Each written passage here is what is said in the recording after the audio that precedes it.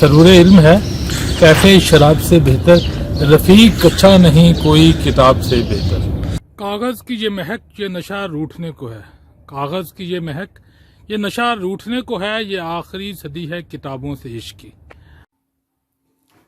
कागज़ की ये महक ये नशा रूठने को है, आखिरी सदी है ये किताबों से इश्क की। अच्छा शेर है, शेर की दाद देनी चाहिए। जो इसमें ख्याल बयान किया गया है या जिस खदशे का इजहार किया गया है वो मुमकिन है कि वो ऐसा हो जाए कि ये किताबों के इश्क की आखिरी सदी हो, यानी क्योंकि कागज़ की महक यानी कागज़ से बनी हुई किताबों की ये सदी शायद आखिरी हो, लेकिन इस सदी को ख़त्म होने में अभी भी 80 बरस बाकी हैं। हम ये नहीं कह सकते कि ये किताब जो है वो मतरूक हो जाएगी, ख़त्म हो जाएगी। जिन दिनों मैंने ये शेर पढ़ा तो उन्हीं दिनों मैंने मुस्तनसिर हुसैन तारड़ साहब का एक कॉलम भी पढ़ा।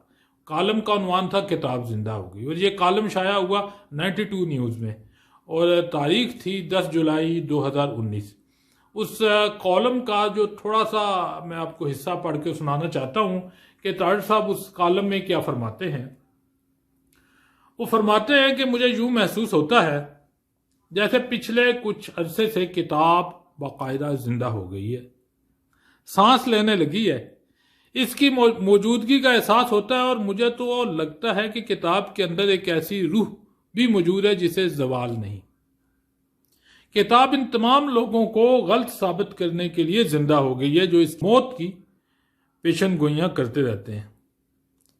इन दिनों ना सिर्फ मीडिया पर बल्कि अदबी महफिलों में भी इस खदशे का इजहार किया जा रहा है कि हर शय डिजिटाइज हो रही है, कंप्यूटर पर मुंतकिल हो रही है, यहाँ तक कि पूरे के पूरे अजायब घर, लाइब्रेरियाँ और आर्ट गैलरियाँ कंप्यूटर पर मुंतकिल हो रही हैं।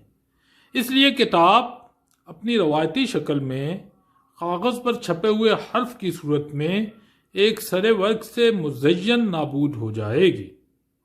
किताब इन सब मफरूज़ों को गलत साबित करने के लिए जिंदा हो गई है।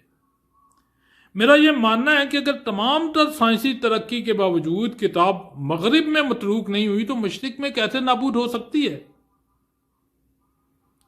मैं यहाँ पाकिस्तान के मुख्तलिफ अशात घरों के हवाले दे सकता हूँ जो माजी की निस्बत कई कसीर तादाद में किताबें धड़ाधड़ छाप रहे हैं। कराची और ख़ास तौर पर लाहौर के किताब मेलों में करोड़ों की किताबें दिनों में फ़रोख्त होती हैं। आखिर ये किताबें कहाँ जाती हैं? इनके अवराक फाड़कर इनमें जामुन तो नहीं खाए जाते, इन्हें पढ़ा जाता है हजूर। बस ये है कि हम अपने रवायती कनूतीपन का मुजाहरा करते हुए शुगल के तौर पर किताब के नाबूद हो जाने के बारे में आहोजारी करते रहते हैं। बेशक बहुत सारे लोग कुछ पढ़ने के लिए कंप्यूटर का सहारा लेते हैं, डिजिटल तकनीक इस्तेमाल करते हैं, और मेरा तजर्बा यह है कि इनमें से बेशतर लोग जब किसी किताब को पसंद करने लग पड़ते हैं तो वो इसको रवायती गेटअप में मलबूस कागज़ और छपे हुए हरूफ की सूरत में भी खरीद कर ले आते हैं। ये जो पैराग्राफ में पढ़ के सुना रहा हूँ, ये जो आखिरी लाइन तारड़ साहब ने लिखी है ये बड़ी सुनहरी हरूफ से लिखने के काबिल है। वो ये फरमाते हैं कि खरीदी हुई किताब आपकी जायदाद में शामिल हो जाती है। ये जो किताबों से लगाव है यही जिंदगी का चुनाव है। असल में ये जो किताब होती है ये मुसन्निफ के नज़रियात, एतकादात, उसकी नज़रिया हयात, उसकी सोचों, उसके जज्बात, उसके एहसासात की अक्कास होती है। एक आम आदमी तो एक ज़िंदगी जीता है, लेकिन जो मुसन्निफ है वो कई ज़िंदगियां जीता है। जब जब कोई कारी उसकी किताब को उठाता है, उस किताब को खोलता है, उसको पढ़ना शुरू करता है, हर सफ़े के ऊपर, हर लाइन पे, हर लफ्ज़ के अंदर जो मुसन्निफ है वो सांस ले रहा होता है।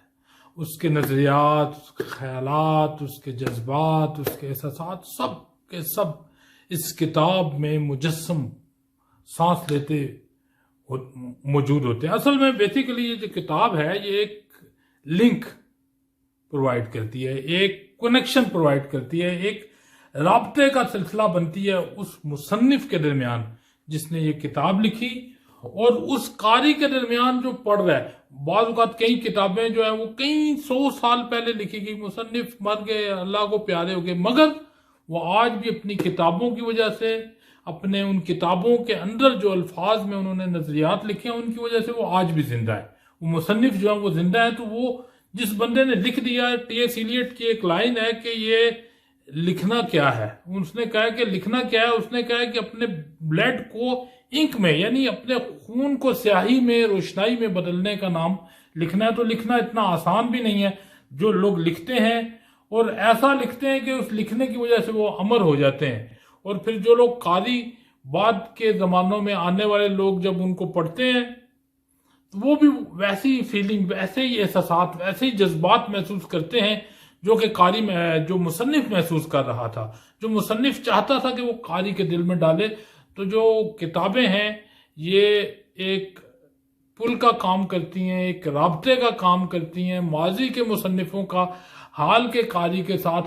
اور وہ سعد اللہ شاہ صاحب کا ایک مجھے شعر یاد آ رہا ہے، میں وہ شعر آپ کی خدمت میں پڑھنا چاہتا ہوں کہ بڑھا دیتی ہیں عمروں کو، بڑھا دیتی ہیں عمروں کو، نہ جانے یہ کتابیں کیوں میں چھوٹا تھا مگر سر پر کہیں صدیوں کا سایہ تھا. یہ صدیوں کا سایہ جو ہے اس مطالعے کی وجہ سے آیا ہے جو اس نے مختلف کتابوں کو پڑھ کے حاصل کی ہے. بہت عرصہ پہلے میں نے ایک کتاب پڑھی تھی، جو کتاب لکھی تھی ڈاکٹر محمد فاضل خان بلوچ صاحب نے. وہ کتاب تھی کتب خانوں کی تاریخ کے حوالے سے. اس کتاب کا جو تعارف ہے، جو پری فیس ہے، وہ لکھا تھا ڈاکٹر انیس خورشید صاحب نے. ڈاکٹر انیس خورشید صاحب نے اس پری فیس میں ایک کہانی لکھی، ایک لائبریری ہیرلڈ رسالہ تھا اس کا، انہوں نے ریفرنس کوٹ کیا کہ قدیم چین میں ہر طرف خوشحالی تھی، پیسے کی ریل پھیل تھی، معاشرے میں امن و امان تھا، عوام خوش تھی، رعایا بہت انجوائے کر رہی تھی، ہر طرف ایک طرح سے یعنی ایک بہت ہی خوشحال ماحول تھا. لیکن بادشاہ پریشان تھا. وزراء نے پوچھا، عمرہ نے پوچھا، حضور آپ کیوں پریشان ہیں؟ عوام آپ سے خوش ہے، عمرہ آپ سے خوش ہیں، ہمارے ارد گرد جو لوگ ہیں وہ بھی ہم سے خوش ہیں، کوئی ایسی پریشانی کی بات نہیں، لیکن آپ کو کیا چیز ستائے جا رہی ہے؟ تو وہ بادشاہ نے، قدیم چین کی بات ہے، اس نے کہا میں یہ اس لیے پریشان ہوں کہ یہ جو خوشحالی، یہ نعمتیں، یہ برکتیں اللہ نے ہمیں دی ہیں، بعد میں آنے والے لوگوں کو اس کے بارے میں کیسے معلوم ہوگا کہ ہم بھی اتنے خوشحال تھے، اتنی برکتیں تھی. تو انہوں نے کہا یہ کچھ لوگ ہیں جو زندہ رہیں گے، وہ بتاتے رہیں گے. انہوں نے کہا وہ کب تک زندہ رہیں گے؟ پھر وہیں پہ یہ سب لوگ بیٹھے، انہوں نے کہا کہ ہم کچھ ایسا کریں، کوئی ایسا ریکارڈنگ کا سسٹم ایجاد کریں، کوئی لکھ کے جائیں اور پھر ان لفظوں کے کوئی معنی ہوں، پھر آنے والے لوگوں کو بتائیں یہ لفظ ہیں، اس کے یہ معنی ہے. یعنی جو ہم لکھتے جائیں گے، جو بھی ہمارے خیالات ہیں، جو ہمارے آج کل کے حالات ہیں، تو اگر ہم اس طرح ایک سسٹم بنا دیں لکھنے کا اور وہ لکھے جائیں کسی چیز کے اوپر، پتھر کے اوپر یا کہیں پہ بھی، تو آنے والے لوگ بھی اس لکھے کو سمجھ سکیں، اس کے لیے ایک سسٹم پورا بنائیں، تو وہ پھر ہم اپنے حالات کو آنے والے لوگوں تک پہنچا سکتے ہیں. تو یہ ایک نظریہ تھا، یہ ایک خیال تھا، جو ایک چائنیز تھیوری ہے کہ کس طرح سے الفاظ نے جنم لیا، کس طرح پھر الفاظ جو ہیں وہ لکھے گئے، اس میں ڈیولپمنٹ ہوتی رہی، ارتقاء ہوتی رہی. بعد میں یہ پتھروں کے اوپر، ہڈیوں کے اوپر، پارچمنٹ کے اوپر، پیپرس کے رولوں کے اوپر کاغذ کی شکل اختیار کی، اور آج یہی ساری چیزیں الیکٹرانک فارمیٹ میں، آڈیو بک کی صورت میں، ویڈیو بک کی صورت میں آ رہی ہیں. تو یہ ساری کی ساری ترقی جو ہے وہ بیسیکلی شروع ہوتی ہے ایک خیال سے. وہ خیال جو ایک مصنف کے دل میں آتا ہے، ایک ایسے انسان کے دل میں آتا ہے جو عام لوگوں سے ہٹ کے ہوتا ہے.